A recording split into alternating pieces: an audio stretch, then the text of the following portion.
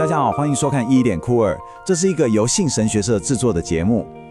你有没有过这样的经验？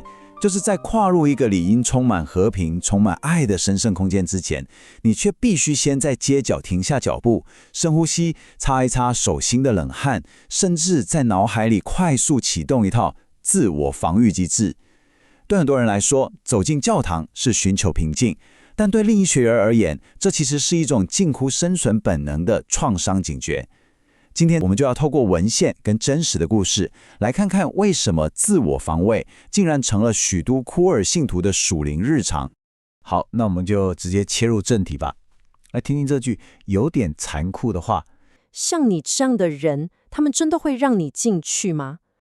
其实这是跨性别神学家奥斯汀·哈特克在他准备申请神学院的时候，他那极度支持他的妹妹第一时间问他的问题。这句话完全没有恶意，但却一针见血地戳中了一个真相。对于性少数或性别多元的基督徒来说，教会往往不是一个可以毫无顾忌、无条件走进去的避风港，反而充满了各种无形的门槛与审查。接下来进入第一部分，隐形防弹衣的重担。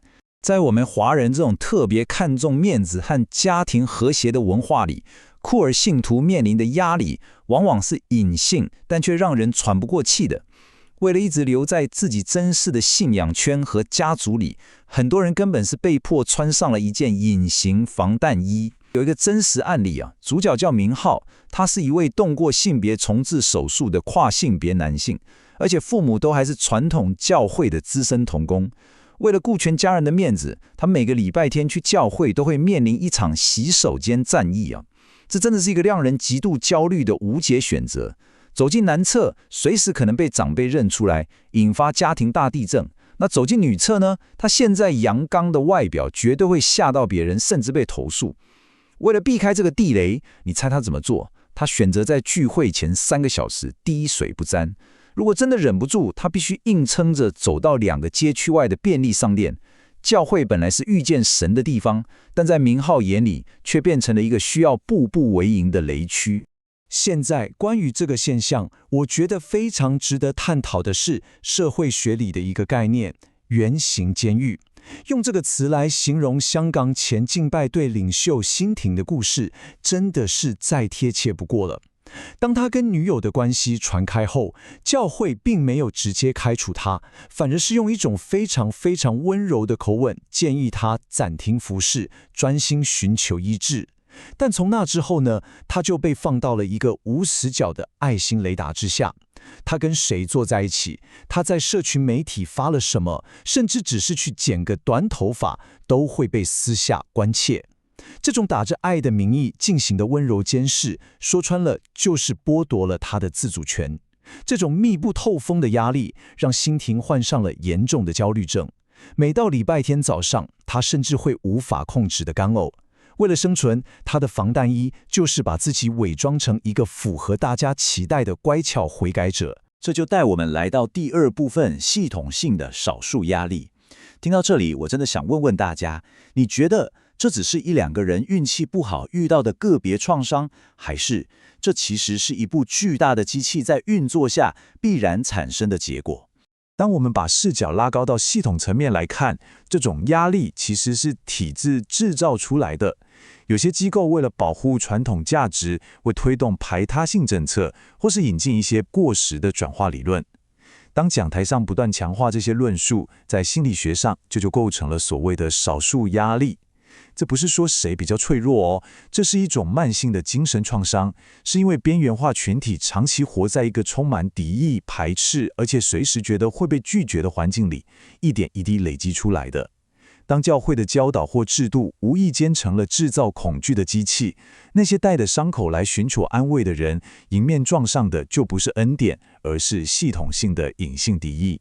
这背后其实隐藏着攸关生死的严重性。我们来看哈特克在书里引用的数据，高达41%的跨性别者曾经尝试过轻生。为了让大家有个概念，这数字已经高得吓人了，对吧？但更残酷的是，当他们在环境中遇到骚扰或暴力时，这个比例会直接飙升到78%。这些数字绝对不是冷冰冰的统计图表而已，这是一个个真实的生命在极端压力下碎裂的痕迹。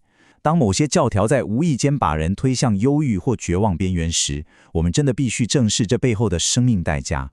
这就带出了一个很深的反思：教会到底应该是需要严格把关的防卫堡垒，还是最初那个无条件的庇护所呢？你看这两种完全不同的模式，一种是现代教会常常掉进去的陷阱，叫做防卫堡垒，里面站满了严格的守卫，整天盯着你看有没有跟大家同化，天天强调节操跟纯洁。但另一种才是圣经里真正以恩典为中心的神圣避难所，那里充满了无条件的接纳，你可以展现最真实的自己，得到真正的医治。在一个真正的避难所里，老天你根本不需要穿什么防弹衣啊。其实旧约圣经里有一个超级颠覆的概念，叫做逃城。这其实是一个极度简单却又美丽的保护机制。对于被追杀的边缘人，你只要跑进城里，向长老说明情况，就能立刻获得无条件的绝对保护。发现了吗？逃城的标准根本不问你的道德完不完美，它的唯一指标就是优先保障你的生存与安全。你可以看看这张对比表，这份文献很客观地对比了现代做法与圣经里的理想。一边是现代常见的防卫堡垒模式，强调要有人把关，有条件的接纳，甚至要求信徒必须隐藏真实自我，以达到某种完美。而另一边呢，则是文献所呼吁重述的真正庇护所，它应该是开放的、无条件的，并且就像古代的逃城一样，将人的安全与生存放在第一顺位。如果连几千年前的旧约律法都知道要为被追猎的人设立这样一个无条件的避难所，那我们现代的信仰空间是不是更应该展现出这种包容呢？我们再看看耶稣是怎么示范的。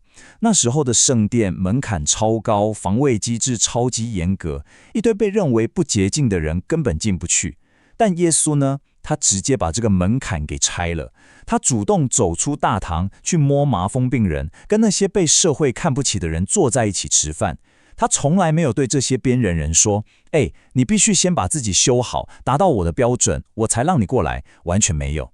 相反地，他主动给的承诺是那句我们都很熟的话：“到我这里来，我就使你们得安息。”这是一种彻底打破界限的包容，完全瓦解了那种我来决定你能不能进来的守门人逻辑。